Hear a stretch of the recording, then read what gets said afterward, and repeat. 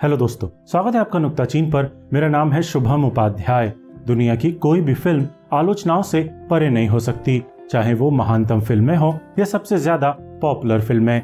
यश की KGF 2 खूब मनोरंजक जरूर है, OTT के इस दौर में बड़े पर्दे पर देखने में आनंदित भी खूब करती है और KGF 1 के मुरीदों के लिए ये अपनी हाइप को जस्टिफाई भी करती है। लेकिन इस तहलका मचा रही फिल्म में भी कई कमियां हैं जिन पर तफसील से बात होनी ही चाहिए। इस फिल्म की तारीफ में 2 वीडियो ऑलरेडी बनाने के बाद अब आपका ये नुक्ताचीन इस वीडियो में KGF 2 की कमियों पर खुलकर बात करेगा। उम्मीद है आप भी इनवैलिड क्रिटिसिज्म से इत्तेफाक रखेंगे।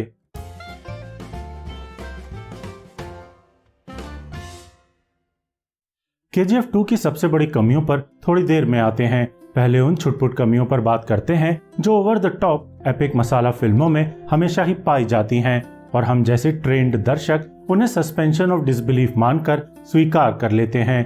पहली कमी तो ये कि जिस तरह यश का किरदार रॉकी फिल्म में कई चीजें बेहद आसानी से पा लेता है, वो बेहद आलसी स्क्रीन प्ले का नतीजा है। उदाहरण के लिए इनायत खलील जैसे खूंखार डॉन को वो जिस आसानी से दुबई जाकर मैनेज कर लेता है और लगभग तपाक से ही मुंबई के अंडरवर्ल्ड की बादशाहत हासिल कर लेता है, वो आलसी और क्लीशे राइटिंग का बहुत बुरा उदाहरण है। ऐसे बुरे उदाहरणों से होता यह है कि KGF 2 में कई बार इंटरेस्ट कम हो जाता है और कोई विहंगम एक्शन सीक्वेंस ही वापस से हमें फिल्म की तरफ खींच पाता है। ये भी एक कमी ही है कि रॉकी को भगवान सरी का दिखाया गया है, एकदम मिथोलॉजी जॉनर की बाहुबली की तरह, और इससे किरदार को कोई वल्नरेबिलिटी नहीं मिलती। वो हमेशा इनविंसिबल बना रहता है, यानी कि अजय अपराजित, और हर एक दर्शक को पता रहता है कि अभेद नायक हर चुनौती को परास्त कर देगा, चाहे वो अधीरा हो या देश की प्रधानमंत्री। मेरी नजर में रॉकी के एंटी हीरो किरदार को थोड़ी और गहराई देकर KGF 2 को थोड़ा और ज्यादा इंटरेस्टिंग बनाया जा सकता था। KGF 2 की सबसे बड़ी कमियों में से एक है नायिका रीना का रिग्रेसिव चित्रण। ये बात तो बेहद क्लियर है कि नायिका के चित्रण को लेकर साउथ से आई ये पैन इंडियन फिल्म भी पुष्पा की तरह ही रिग्रेसिव रहती है और नायिका को बस एक कमोडिटी, एक मनोरंजन की चीज मानती है। ऊपर से हैरत इस बात पर भी हुई कि नायिका श्रीनिधि शेट्टी के कैरेक्टर आर्क तक की दिशा KGF 2 के शुरुआत में क्यों बदल दी गई। KGF 1 का एंड आते आते नायिका के दिल में नायक के लिए फीलिंग्स आ चुकी थी और ये तय था कि वो उनका इजहार अब बस करने ही वाली है। तो फिर KGF 2 शुरू होते ही रॉकी द्वारा रीना को किडनैप करके KGF क्यों लाया गया और उसे पहले बंदी बनाया गया और फिर उसी नायिका को अपने किडनैपर के प्यार में पड़ते हुए दिखाया गया। जबकि आसानी से इस फ्रेंचाइजी के लेखक प्रशांत नील ऐसे सीन्स लिख सकते थे जिनमें नायिका खुद चलकर रॉकी के पास आए, प्यार में पड़े और वो सब कुछ हो जो फिल्म में आगे चलकर हुआ था। कहने का मतलब है कि ये पूरा का पूरा सब प्लॉट टॉक्सिक मैस्कुलिनिटी के शो ऑफ के अलावा और कोई पर्पस सर्व करता हुआ नहीं दिखता है। और शायद इसलिए भी नायक और नायिका के बीच एक भी खूबसूरत रोमांटिक मोमेंट या फिर प्यार भरे साइलेंट मोमेंट्स ही ये फिल्म क्रिएट नहीं कर पाती है। ये आर्ग्यूमेंट भी एकदम खोखला है कि चूंकि नायक अनपढ़ गैंगस्टर है इसलिए उसे सही गलत की समझ नहीं थी और इसलिए उसने ये जाहिल तरीका चुना।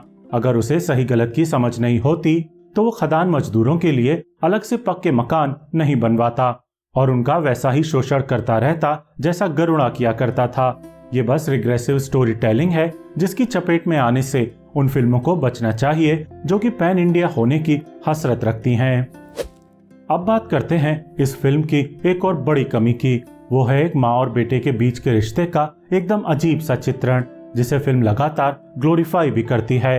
KGF 2 के रिव्यू में भी मैंने इस पर बात की थी, लेकिन यहाँ विस्तार से बात करने का मन है। क्या दुनिया की कोई भी माँ चाहेगी कि उसका बेटा लालची बने और दुनिया भर का सोना पाने के लिए सनक की हर हद पार कर जाए?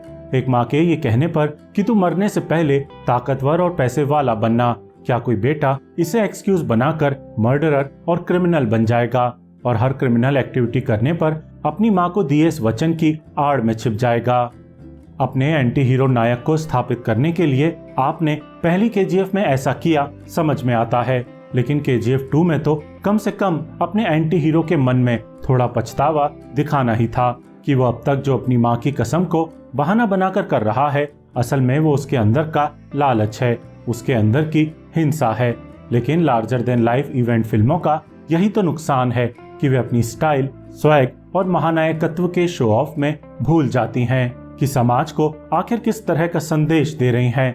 उम्मीद है KGF 3 में निर्देशक प्रशांत नील और रॉकिंग स्टार यश इस गलती को सुधारेंगे और अपने नायक में थोड़ा ही सही रिग्रेट यानी कि पछतावे को जगह जरूर देंगे। इस फिल्म को लेकर एक क्रिटिसिज्म ये भी है कि एक गैंगस्टर एक मर्डरर को ग्लोरीफाई करती है, हिंसा और लालच का गुणगान करती है, ठीक अल्लू अर्जुन की पुष्पा की तरह। इस आलोचना में बिना कोई शक अच्छा खासा दम है। KGF 2 में रॉकी जिस हिसाब से खून बहाता है वो वॉयलेंस और ग्रीड का शिखर छूना ही कहलाएगा। मैंने खुद पुष्पा की आलोचना में एक लंबा चौड़ा वीडियो बनाया था जिसमें चंदन की तस्करी और वॉयलेंस को ग्लोरीफाई करने की आलोचना की थी, लेकिन फिर भी मुझे KGF 1 और 2 देखते वक्त इसका ग्लोरिफिकेशन उस स्तर का प्रॉब्लमेटिक नहीं दिखा जितना पुष्पा में नजर आया था। सोचने बैठा तो लगा कि शायद इसकी एक वजह यह भी हो सकती है कि रॉकी नाम का किरदार असल में पुष्पा के स्तर का स्वार्थी नहीं है। वो सैकड़ों खदान मजदूरों की बेहतरी के लिए कई काम करता है। पुष्पा में नायक सब कुछ अपने लिए ही करता था और इसीलिए उसकी तुलना विजय जैसे दूसरे एंग्री यंगमैन नायकों से नहीं हो सकती थी। वहीं अपनी तमाम कमियों के बावजूद रॉकी में समाज की भलाई का भी गुण है, भले ही इसके लिए उसने लीगल तरीकों का चुनाव किया। एक दूसरी और गहरी बात यह भी है कि क्रिमिनल्स को ग्लोरीफाई किया जाना तो सिनेमा के शुरुआती दौर से ही चालू है।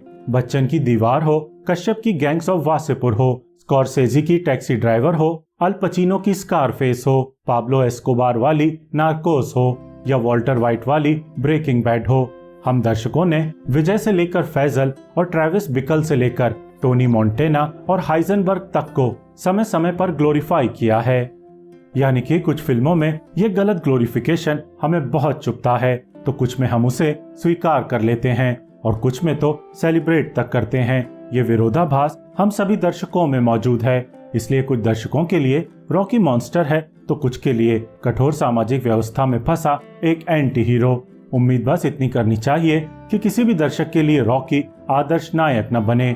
वीडियो पसंद आया हो तो चैनल को सब्सक्राइब जरूर कीजिएगा और बेल आइकन भी याद से प्रेस कर दीजिएगा। KGF 2 पर मैंने 2 और वीडियो बनाए हैं, अगर उन्हें देखने की ख्वाहिश हो तो यहीं एंड स्क्रीन पर क्लिक करके आप उन्हें अभी के अभी देख सकते हैं। धन्यवाद।